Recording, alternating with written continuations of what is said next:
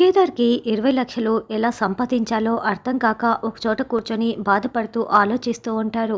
అప్పుడే రమ్య, "సార్, మీరు 5 గంటల్లో ఇప్పుడు 20,00,000 మీ చేతిలో ఉంటేనే ఇంట్లో ఉండగలరు. అంతే కదా సార్" అని రమ్య అంటోంది. "అవును రమ్య" అని కేదార్ బాధపడుతూ చెప్తూ ఉంటారు. ఇంటి దగ్గర కౌశికి, "జగదాత్రి, కేదార్ 5 గంటల లోపల డబ్బులతో తిరిగి వస్తాడు కదా" అని కౌశికి అంటే, "అవునొదినా, నాకు ఆ నమ్మకం ఉంది. మీరేమీ టెన్షన్ పడకండి" అని ధాత్రి చాలా హ్యాపీగా చెప్తూ ఉంటుంది. ఇదంతా వింటున్న ఆదిలక్ష్మి, "కేదార్ డబ్బులు తీసుకువచ్చినా మీరు ఓడిపోయేలా చేయబోతున్నాను కదా జగదాత్రి" అంటూ ఆల్రెడీ కౌశికి వాళ్ళు దేవుడి దగ్గర కొంత నగలు, డబ్బు మొత్తం కూడా పెట్టి ఉంటారు. ఆదిలక్ష్మి ఎవరు చూడకుండా ఆ ప్లేట్లో ఉన్న డబ్బు, నగలు మొత్తం కూడా మూట కట్టి తీసుకువెళ్ళిపోయి ఒక చోట దాచిపెట్టేసి ఉంటుంది. కాసేపు అయిన తర్వాత వైజయంతి, "అమ్మీ కౌశికి, నేనిచ్చిన నగలు, డబ్బులు నువ్వు అమ్మవారి దగ్గర పెట్టలేదా" అని వైజయంతి అడుగుతూ ఉంటుంది. అక్కడ ధాత్రి నాపై నమ్మకం పెట్టుకొని నగలు, డబ్బు తీసుకువస్తానని ఎదురు చూస్తూ ఉంది అని కేదార్ చాలా బాధగా రమ్యతో చెప్తూ ఉంటాడు.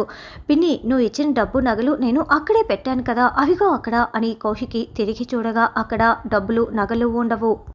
"డబ్బులు కూడా మిస్ అయ్యాయక్క" అని యువరాజ్ అంటాడు. "అరే, నేను ఇక్కడే కదా పెట్టాను" అని కౌశికి టెన్షన్ పడుతూ చూస్తూ ఉంటుంది.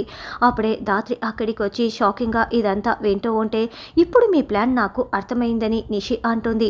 "ప్లాన్ ఏంటి నిషి" అని ధాత్రి అంటుంది. "కేదార్ డబ్బులు, నగలు తీసుకువస్తానని బయటికి వెళ్ళాడు. నువ్వేమో ఇంట్లో ఉన్న బంగారం, డబ్బులు మొత్తం కొట్టేసి ఇంటికి వచ్చిన కేదార్‌కి అందచేస్తే కేదార్ వాటిని అమ్మేసి వేరే నగలు కొనుక్కొని తీసుకువస్తాడు. ఇదే కదా నీ ప్లాన్" అని నిషి అంటే, "ఏం మాట్లాడుతున్నావు నిషి" అని ధాత్రి అంటుంది. "అంతెందుకు, జగదాత్రి రూమ్‌లో వెతికితే నగలు, డబ్బులు దొరుకుతాయేమో తెలిసిపోతుంది. అంతే కదా" అని ఆదిలక్ష్మి అంటుంది. "అయితే పదండి, వెంటనే వెళ్ళి వెతుకుదాం" అని నిషి అంటుంది. అలా అందరూ ధాత్రి వల్ల గదికి వస్తారు.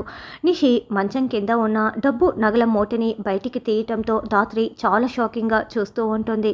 ధాత్రి ఈ ప్లాన్ని ఎలా తిప్పికొడుతుంది, ఎలా గెలుస్తారన్నది రానున్న ఎపిసోడ్‌లో తెలుసుకుందాం.